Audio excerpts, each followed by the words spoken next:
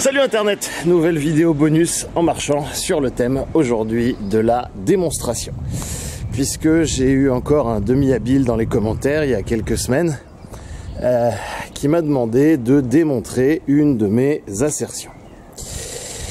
Et le propre du demi-habile, c'est qu'il ne comprend pas ce qu'on fait sur cette chaîne. Et comme il ne comprend pas ce qu'on fait sur cette chaîne, il vient chercher des certitudes là où il ne trouvera que du doute, que de la remise en question, surtout de ces doudous épistémiques. Lorsque l'on passe du pré-rationnel au rationnel, comme on l'apprend en terminale en cours de philo, on définit ces termes.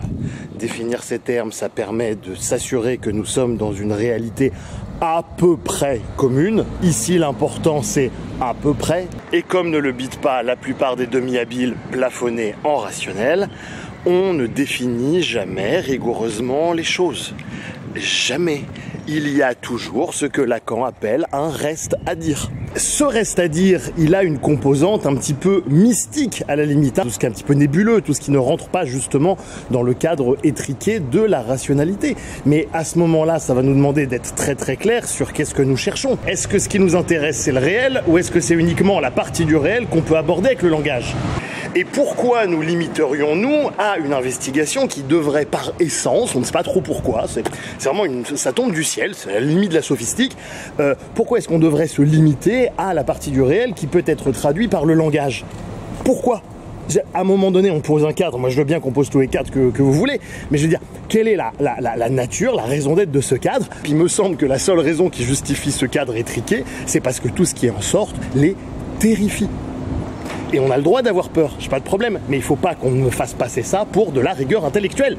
Or, en général, chez cet archétype-là, parce que je me permets de parler d'archétype parce que j'en ai tellement vu depuis 10 ans que la chaîne existe, la question sous-jacente, donc, chez cet archétype, dans ce type d'interaction, c'est est-ce que ce que tu dis est un véritable savoir ou non? Est-ce que je peux m'y fier ou non? Vous notez encore et encore et encore la résurgence dans ces cas-là d'un conflit mimétique.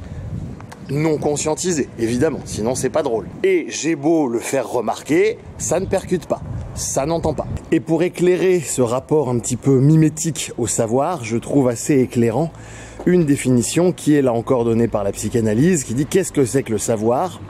Le savoir, c'est l'objet du transfert. Alors certes, c'est une définition qui peut sembler circulaire, elle l'est, et c'est tout l'avantage justement, c'est qu'elle l'assume de l'être.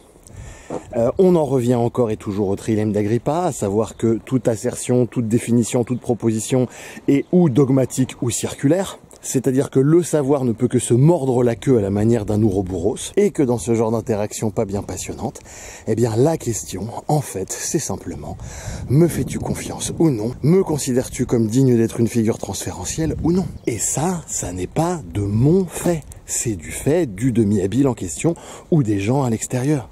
Moi, je n'y peux rien si des gens me valident ou ne me valident pas.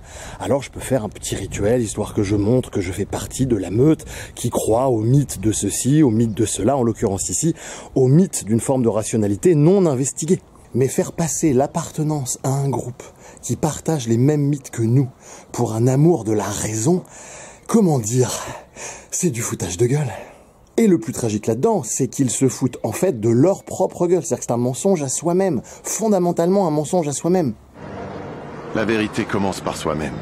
Arrête de te mentir à toi-même et tu arrêteras de mentir aux autres. Tu penses pouvoir gérer ça ? Ce sont vraiment toujours les mêmes aussi qui, parce qu'on va jouer un petit peu avec la tournure lacanienne, qui demandent des sources. Quelles sont tes sources? Parce que c'est ça, c'est donne-moi une démonstration, quelles sont tes sources?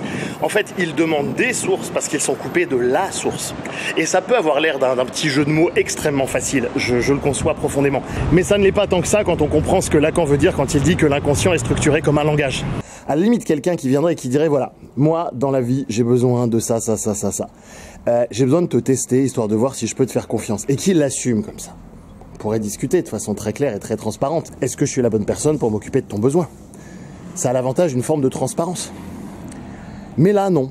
Là, on va remettre en scène, donc encore, une logique mimétique. On va rien conscientiser du tout, on va rien assumer du tout. Or, le propos de la chaîne, c'est justement de le conscientiser et de l'assumer, dites donc. Mais bon, on va pas en jouir, ça pourrait remettre en cause un petit peu trop fort. Et c'est pour cette raison que je reconduis très régulièrement des caisses et des caisses de demi-habiles à l'entrée. C'est pas que j'ai pas envie de les faire rentrer, c'est qu'ils n'ont pas bien compris qu'est-ce que nous faisons sur cette chaîne. Et vraiment les amis, hein, je le redis encore, c'est aussi un de mes mantras récurrents dans les commentaires depuis des années et des années. Mais quand on n'a rien à dire sur un sujet, se taire n'est pas déshonorant. Hier, il y a un ami qui m'a proposé de me recevoir dans son podcast. J'ai plus ou moins décliné puisque franchement je n'ai aucune expertise dans le domaine qui est le sien, donc c'est très gentil de sa part, mais voilà, quand on n'est pas compétent en quelque chose, voilà, il n'y a aucune honte à se taire, il n'y a pas de problème. Mais pourtant, le propre du demi-habile, c'est qu'il ne comprend rien à la transrationalité, il ne comprend rien à ses propres émotions non plus et au lien qu'il y a entre son monde intérieur et ses perceptions dans le monde extérieur. Quand bien même il manie la littérature sur les biais cognitifs, en fait, il ne comprend pas ce qu'il y a derrière, par méconnaissance de sa propre psyché, par manque d'introspection, par manque de connaissance de soi, et pourtant, il va l'ouvrir encore et encore. C'est pas que ça me dérange en soi, mais je sais pas si vous avez remarqué, mais c'est pas évident de parler et d'écouter en même temps. Bref, raison de plus pour que ça se retrouve encore dans cette playlist pour les nuls qui n'en finit pas de s'allonger. Et j'aimerais bien qu'on en termine une bonne fois pour toutes. Mais pour ça, il faudrait que mes chers demi-habiles écoutent la playlist pour les nuls et surtout l'intègrent. Salut Internet! Alors, vous trouvez ça drôle? Vous auriez pu détruire ma famille. Je vous ai juste montré la vérité que vous ne pouvez pas voir. Ou que vous choisissez de ne pas voir. Vous savez quoi? Allez au diable. Vous et votre vérité. Désormais, tu ne pourras pas échapper à la vérité.